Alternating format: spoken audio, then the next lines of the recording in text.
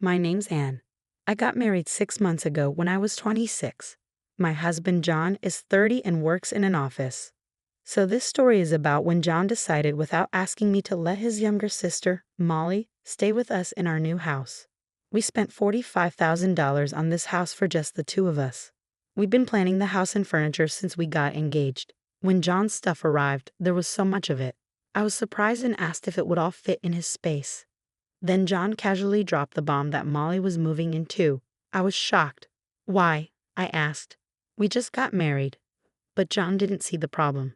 He said Molly's family too, so it's fine. She said she wanted to live in the new house. I objected without any discussion. But John just kept unpacking, ignoring me. Then he suddenly got angry, yelling, "If you don't like it, you can leave." I've already decided Molly's staying, so stop complaining. I wasn't convinced and threatened to call my brother. Scared of my brother's reaction, John changed his mind quickly. Wait, don't call him. Molly won't stay long. She just needs a place until she finds a job and a house. Can you understand? I reluctantly agreed. Then I suggested, can Molly stay in the guest room? John hesitated and said, yeah, though he didn't seem sure. I moved Molly's things into the guest room. After a busy day of unpacking, we were almost done. We were having a toast to celebrate when the doorbell rang. It was late, so I wanted to ignore it, but John answered it quickly. I was surprised because I was ready for bed. John called me, and Molly's here. Irritated, I came back to the living room. Welcome, Molly. Why are you here so late? I asked, trying to hide my annoyance. Molly replied, can't I come whenever I want?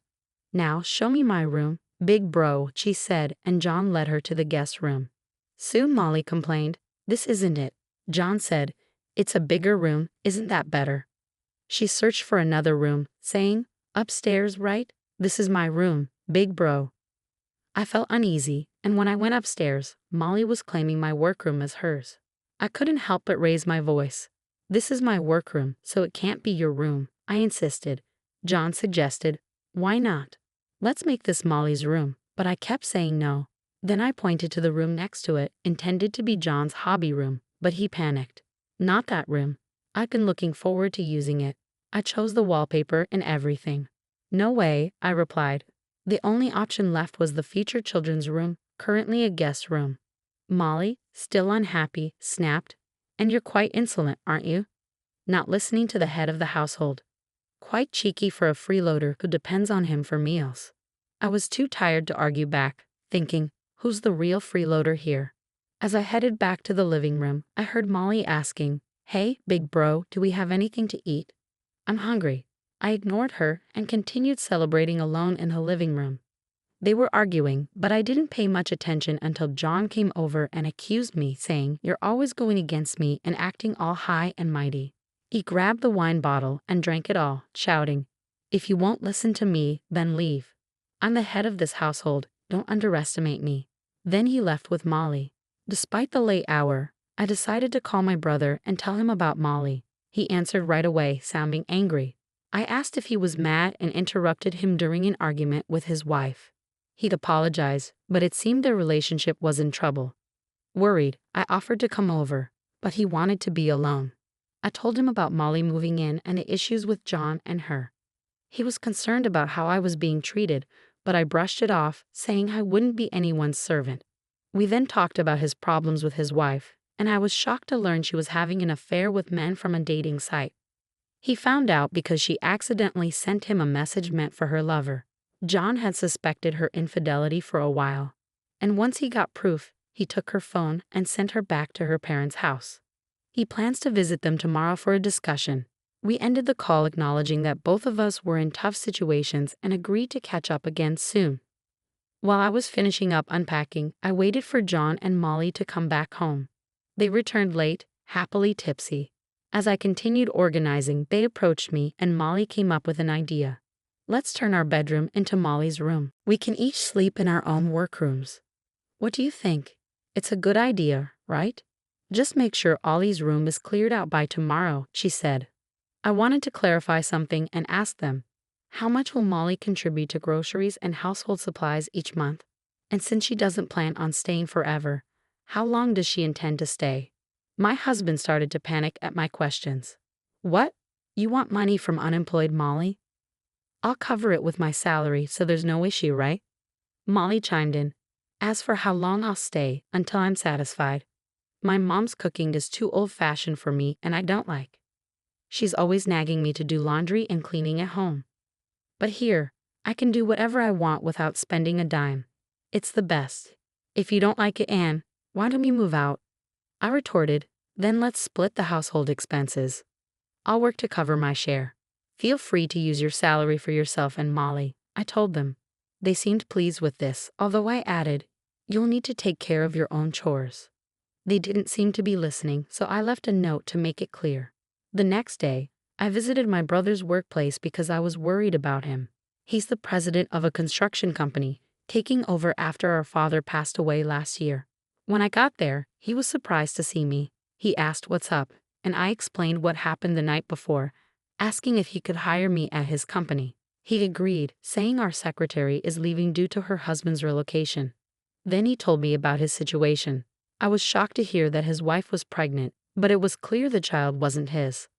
The messages on the phone John had taken from his child revealed conversations, photos, and videos with her lover.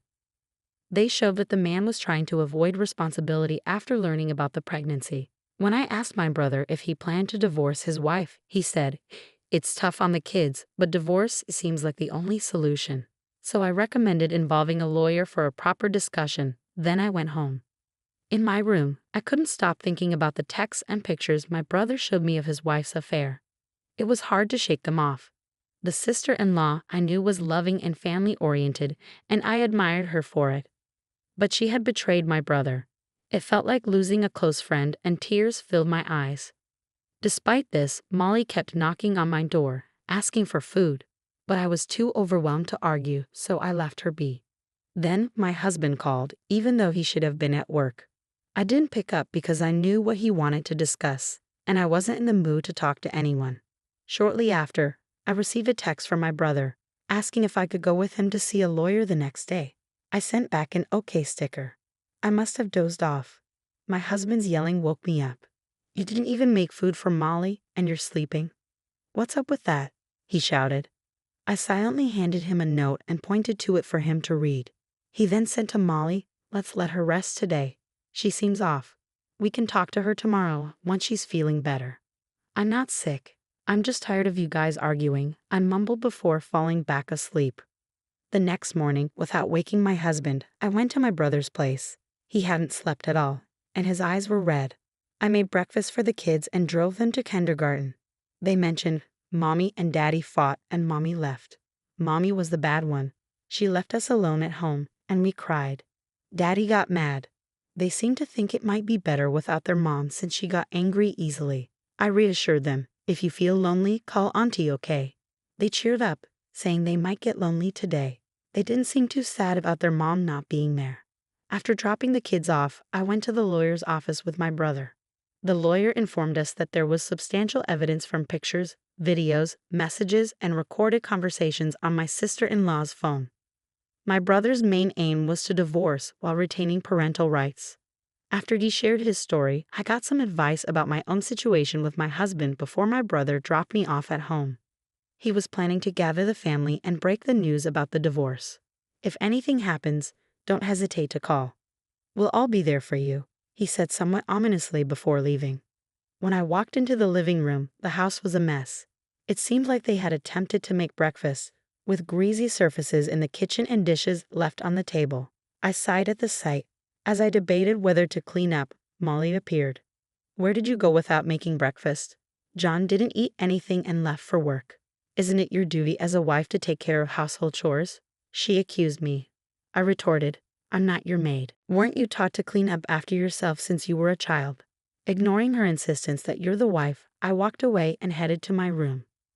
When I returned to my room, I found that Molly's belongings had taken over.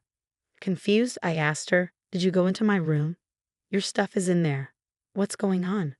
She replied, I've always loved your room.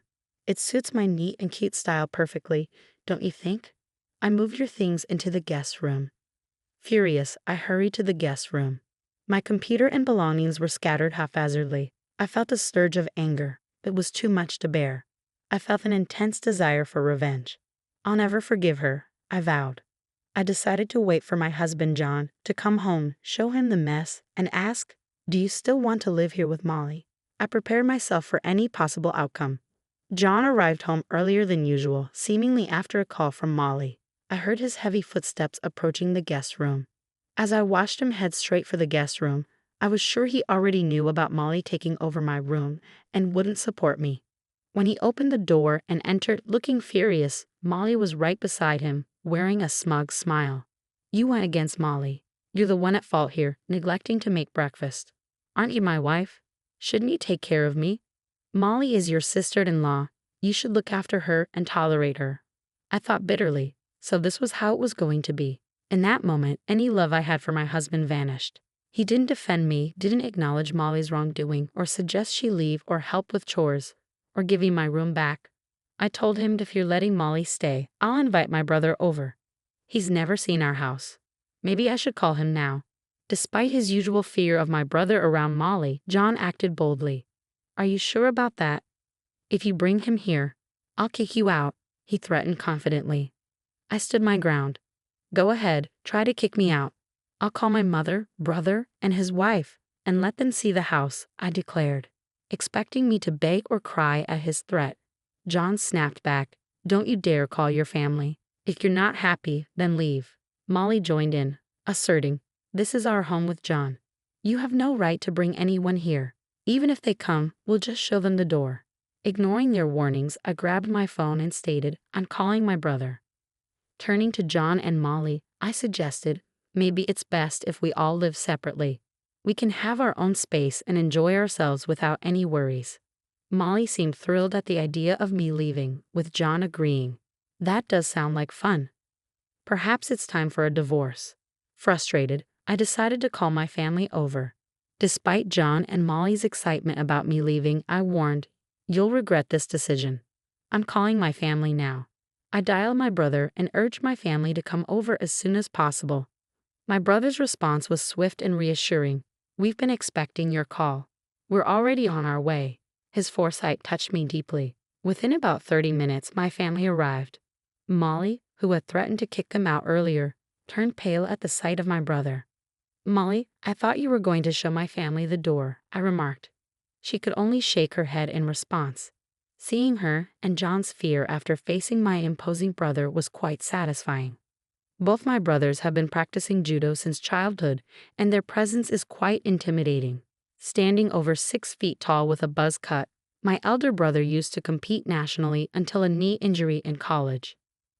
Now he coaches at a local boys' club. My younger brother is just as formidable, also practicing judo and resembling his older sibling closely. Despite being quite memorable, Molly seemed to have forgotten encountering them at the wedding.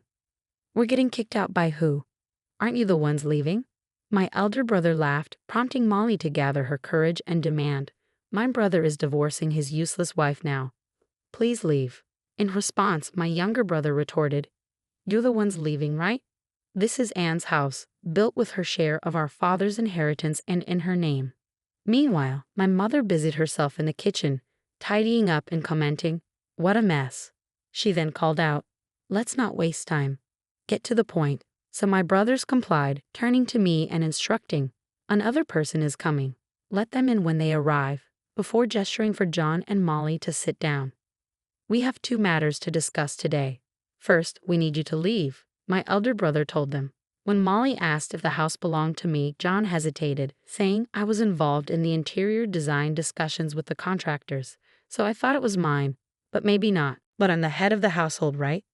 John protested, seemingly under the impression that he owned the house by virtue of being the head of the household, without considering its source of funding. Being the head of the household and being the owner of the house are 2 different things, someone pointed out, leaving John speechless. However, Molly remained defiant, citing residency rights. "I won't leave. I have the right to stay," she declared, glaring at me. "Residency rights don't apply here since you're not paying rent," someone countered, leading John to resist further. "But I'm married to Anne. I can't leave. We can't separate," he insisted. At that moment, the doorbell rang, signaling the arrival of the guests my brothers had mentioned. When I opened the door, my sister-in-law, my elder brother's wife, stood there in tears. Before letting her in, I asked my brother how we should handle their presence. My mother offered to take care of their child upstairs. After settling my mother and welcoming my sister-in-law inside, John was shocked to see her. "How did you find out where we live?" he stammered, acting suspiciously. My elder brother intervened, reminding John of their second matter to discuss. John's face drained of color. "What?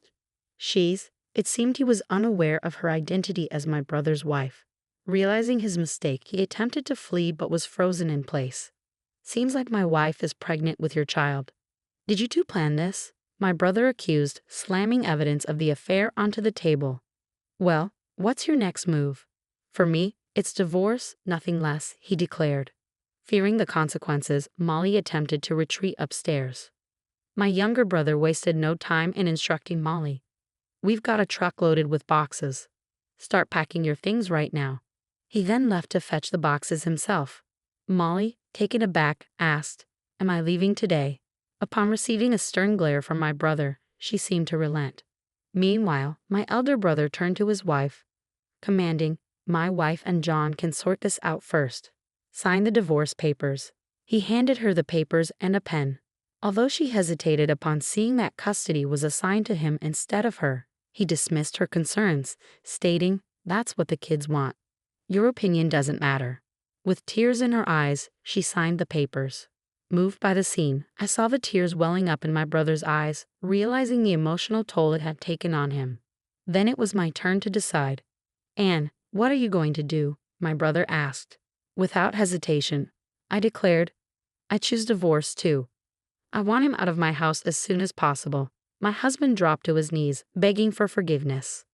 "Please, I don't want a divorce. It might not even be my child," he pleaded.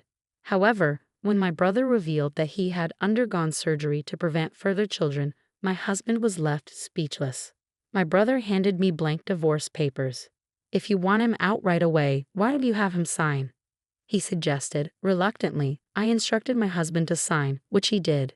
I then presented him with 2 pledge documents prepared by my lawyer. One was for him and the other for Molly, pledging to pay for the damages they caused to the house, totaling roughly $30,000. Additionally, the documents stated that they were never to enter my house again in the future. John glanced at my brother and me, perhaps intending to voice a complaint, but a stern glare from my brother silenced him, and he reluctantly signed the pledge document.